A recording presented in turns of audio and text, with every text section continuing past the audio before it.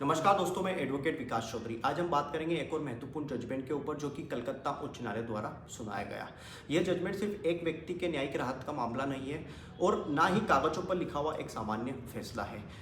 यह महत्वपूर्ण इसलिए है क्योंकि भारतीय संविधान की आत्मा और नागरिकों के अधिकारों की रक्षा का एक साझा फैसला है और ये भी दर्शाता है कि भारतीय न्याय प्रणाली में साक्ष्य और निष्पक्षता का कितना महत्व है। इसके साथ ही साथ ये भी दर्शाता है कि न्याय का मतलब किसी को सजा दिलवाना नहीं, बल्कि प्रक्रिया के दुरुपयोग से बचाने का भी नाम न्याय ही है।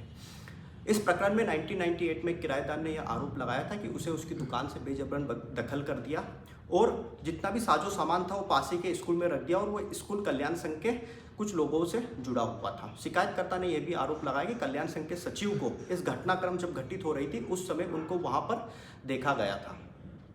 और इसके बाद जब एफआईआर दर्ज की गई तो आईपीसी के सेक्शन 379 चोरी और 120 क्रिमिनल कॉन्स्पिरेसी और चीटिंग 417 के इन संगीन धाराओं में अपराध पंजीबद्ध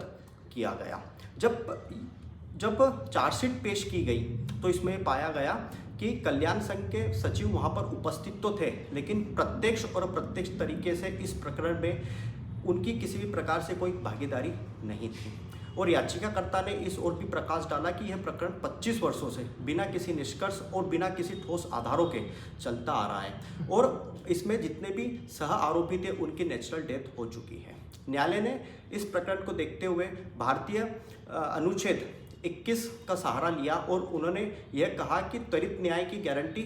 अनुच्छेद 21 देता है और व्यक्तिगत स्वतंत्रता का अधिकार भी देता है। इस प्रकार से जो 25 सालों से बिगैर किसी ठोस और बिगैर किसी निष्कर्ष के जो प्रकरण चला आ रहा था उससे याचिकाकर्ता को